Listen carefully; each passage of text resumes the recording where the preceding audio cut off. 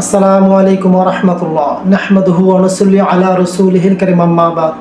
সম্মানিত সুধী, আল আফু অথবা ইয়া আফু, আইন ফা ওয়াও মূল মাদ্দা বা মূল অক্ষর, 3 অক্ষর বিশিষ্ট আল আফু এর অর্থ মার্জনা করা, ক্ষমা করা, মাফ করে দেওয়া। যেহেতু ক্ষমা করা আল্লাহ তাআলার গুণ, মার্জনা করা আল্লাহ তাআলার একটি বিশেষ গুণ, সেহেতু আল আফু শব্দটা আল্লাহ তাআলার সিফতি নামের মধ্যে একটি নাম। প্রিয় ভাই, যদি কোনো মানুষ দৈনিক নিয়মিত আল আফু শব্দটা জিকির করে, অর্থাৎ বেশি বেশি পাঠ করে পড়ে, চাই যে কোনো সময় কিংবা যে কোনো মুহূর্তে হোক, তাহলে আল্লাহ তাআলা ওই ব্যক্তিকে ক্ষমা করে দিবেন, মার্জনা করে দিবেন, মাফ করে দিবেন।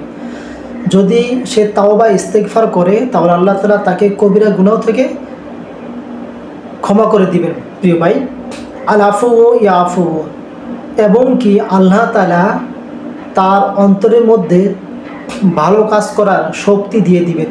প্রিয় ভাই, ক্ষমা করবেন এবং সাথে সাথে আল্লাহ তাআলা তাকে ভালোবাসবেন।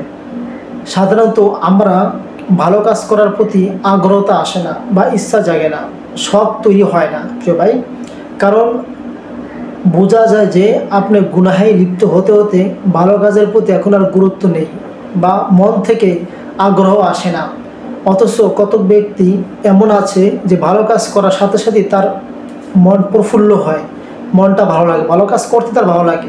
এইরকম আল্লাহ তাআলা এই আল আফু শব্দটা জব্দ পাঠ করার কারণে, জিকির করার কারণে আল্লাহ তাআলা তার অন্তরের মধ্যে ভালো কাজ করার শখ তৈরি করে দিবেন, ভালো কাজ করার শক্তি দিয়ে দিবেন।